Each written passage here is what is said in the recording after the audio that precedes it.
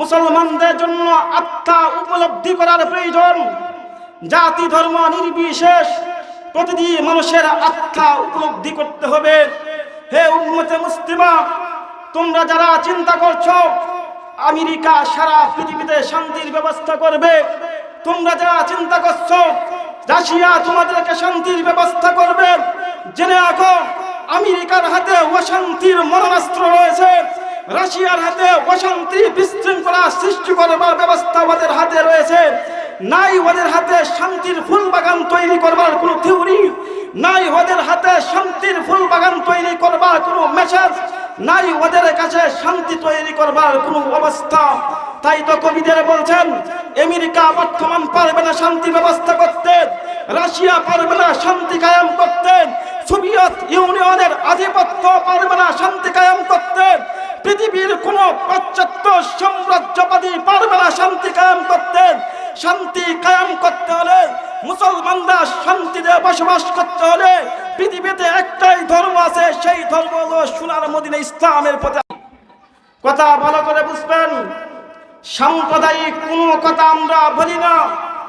সাম্প্রদায়িক ধর্মের নাম ইসলাম নয়। ইসলাম পৃথিবীতে এসেছে জাতি ধর্ম নির্বিশেষ প্রতিটি মানুষ, মুসলিম হোক অমুসলিম হোক, ইহুদি বৌদ্ধ নাসারা খ্রিস্টবাদী ইহুদিবাদী পাশ্চাত্য সাম্রাজ্য হোক, সকলদের ব্যাপারে ইসলাম শান্তির নিশ্চয়তা প্রদান করে। তাই তো কবি বলছেন ইসলাম বা মুসলমানদের ধরে দুনিয়াতে শুধু ইসলাম শুধু আসেনি, বরং ইসলাম মুসলিম এবং অমুসলিম উভয় জাতিকে নিরাপত্তা প্রদান করে। মুসলমানকে নিরাপত্তা দেয় দুনিয়াতেও আখিরাতেও, আর অমুসলিমকে শুধু দুনিয়াতে নিরাপত্তা প্রদান করে। ইসলাম মুসলমানদেরকে দুনিয়াতেও যেরকম নিরাপত্তার নিশ্চয়তা দেয়, একইভাবে ইসলাম একজন মুসলিম উম্মাকে কবর থেকে নিয়ে হাসরের ময়দান পর্যন্ত নিরাপত্তা নিশ্চিত প্রদান করে। কিন্তু ইসলাম অমুসলিমদের ঘরেও শান্তি এবং নিরাপত্তা নিশ্চিত প্রদান করে। ইসলাম অমুসলিমদের ঘরেও শান্তির হাতিয়ার বা শান্তির থিওরি প্রদান করে। একইভাবে ইসলাম অমুসলিমদের আঙ্গিনাতেও শান্তির ফুলবাগান তৈরি করে। ইতিহাস এটাই, অথবা এটার নামে ইসলাম, এটাই হলো ইসলামের আদর্শ, এটাই হলো ইসলামের নীতি, এটাই হলো ইসলামের সত্যিকার অর্থ, এটাই হলো ইসলামের মৌলিক রূপ।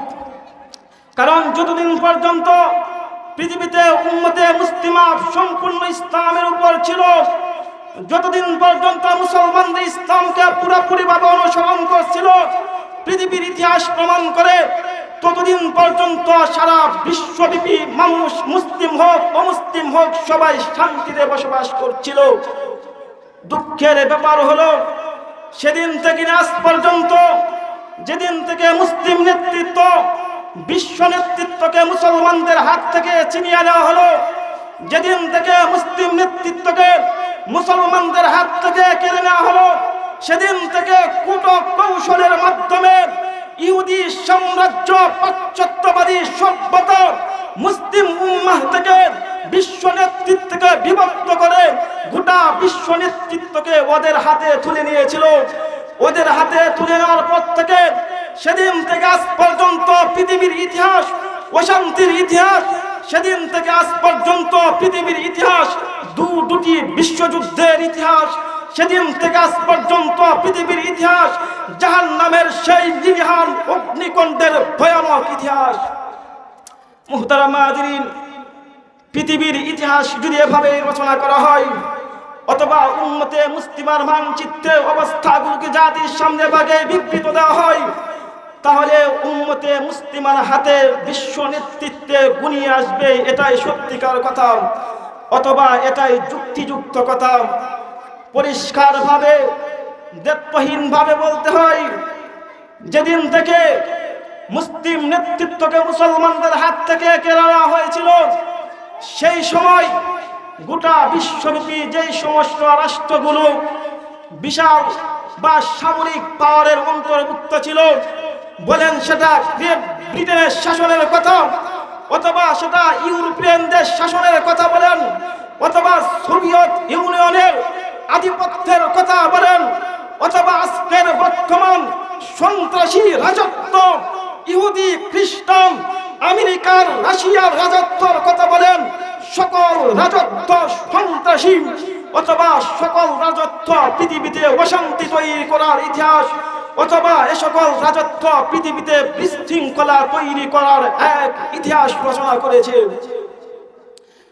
এটাই হলো উম্মতে মুসলিমার দুর্ভাগ্যের ইতিহাস, যে মুসলমানরা শুধু সব পথ্য প্রস্তুত, ওরা বাংলা থেকে ইংরেজি পর্যন্ত, গণিত থেকে নিয়ে রসায়ন জীববিজ্ঞান পর্যন্ত সকল উপন্যাস পড়তে প্রস্তুত। এমনকি একজন যুব সন্তান বঙ্কিমচন্দ্র থেকে শুরু করে কবি জসিমউদ্দিন পর্যন্ত সকল উপন্যাস, সকল কবিদের কবিতাগুলো পড়তে প্রস্তুত। এক মুহূর্তের জন্য ইসলামের সেই পুরাতন বা মুসলমানদের বিজয়ের কথা পড়তে এক মুহূর্তের জন্য প্রস্তুত নয়। এটাই হলো উম্মতে মুসলিমার সবচেয়ে দুর্ভাগ্যের বিষয়। কথা সংক্ষিপ্ত, মুসলিম উম্মার আর সেই দিন গুনিয়ে এসেছে, মুসলমানদের জন্য আত্মা উপলব্ধি করার প্রয়োজন। জাতি ধর্ম নির্বিশেষ প্রতিটি মানুষের আত্মা উপলব্ধি করতে হবে। হে উম্মতে মুসলিমা, তোমরা যারা চিন্তা করছো আমেরিকা সারা পৃথিবীতে শান্তির ব্যবস্থা করবে, তোমরা যারা চিন্তা করছো রাশিয়া তোমাদেরকে শান্তির ব্যবস্থা করবে, জেনে রাখো আমেরিকার হাতে অশান্তির মরণাস্ত্র রয়েছে, রাশিয়ার হাতে অশান্তি বিশৃঙ্খলা সৃষ্টি করবার ব্যবস্থা ওদের হাতে রয়েছে। নাই ওদের হাতে শান্তির ফুল বাগান তৈরি করবার কোনো থিওরি, নাই ওদের হাতে শান্তির ফুল বাগান তৈরি করবার কোনো মেসেজ, নাই ওদের কাছে শান্তি তৈরি করবার কোনো অবস্থা। তাই তো কবিদের বলছেন, আমেরিকা বর্তমান পারবে না শান্তি ব্যবস্থা করতে, রাশিয়া পারবে না শান্তি কায়েম করতে, সোভিয়েত ইউনিয়নের আধিপত্য পারবে না শান্তি কায়েম করতে, পৃথিবীর কোন পাশ্চাত্য সাম্রাজ্যবাদী পারবে না শান্তি কায়েম করতে। শান্তি কায়েম করতে হলে, মুসলমানরা শান্তিতে বসবাস করতে হলে পৃথিবীতে একটাই ধর্ম আছে, সেই ধর্ম হলো সোনার মদিনা ইসলামের পথে আসতে হবে। যদি ইসলামের পথে আসা যায় অথবা ইসলামকে পরিপূর্ণ আকারে ধারণ করা যায়, তাহলে পৃথিবীতে মুসলমানরা শান্তিতে বসবাস করতে পারবে। কথা এখানেই ক্লিয়ার যে মুসলমানদের জন্য শান্তি আসবে কিভাবে। দোস্ত, আমি তোমাদেরকে সেই পুরাতন আরব আমেরিকার ইতিহাস শুনিয়েছিলাম, কিন্তু বড় দুঃখ এবং পরিতাপের ব্যাপার হলো আমরা যে ইসলামের অনুসারী বা যেই ধর্মের অনুসারী, সেই ধর্ম সম্পর্কে মুসলমানরা পুরাপুরি অজ্ঞাত। মুহতারাম হাজিরিন, আমি তোমাদেরকে সেই সোনালী যুগের ইতিহাস কথা শুনিয়েছিলাম, যে যুগে আল্লাহ পাক রব্বুল আলামিন মুসলমানদের হাতে একদিন দুই দিন নয়, এক বছর ৬০ বছর নয়, শতাব্দীর পর শতাব্দী নয়, আল্লাহ পাক মুসলমানদের হাতে হাজারে বছরের কর্তৃত্ব দান করেছিলেন। ইসলামের ইতিহাসে প্রথম থেকে শুরু করে ১২০০ বছর পর্যন্ত গোটা পৃথিবীতে মুসলমানদের নেতৃত্ব ছিল। সেই সময় ইতিহাস প্রমাণ করে গোটা পৃথিবীতে এই হাজার বছরের মধ্যে তিনটা জাতি ছিল অথবা তিনটা সাম্রাজ্য ছিল। একদিকে মুসলিম কেন্দ্রীয় সাম্রাজ্য, যেই সময় গোটা পৃথিবীতে মুসলমানরা খেলাফতের অধীনে ছিল, যেই সময় উম্মতে মুসলিমা সালতানাতে উসমানিয়ার অধীনে ছিল।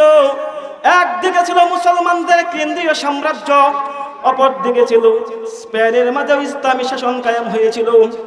স্পেনের মাঝে স্পেন ইউরোপের মধ্যে একদিন নয় দুই দিন নয়, ১০০ বছর পর্যন্ত ৭০০ বছর পর্যন্ত মুসলমান স্পেন এবং ইউরোপ শাসন করছিল।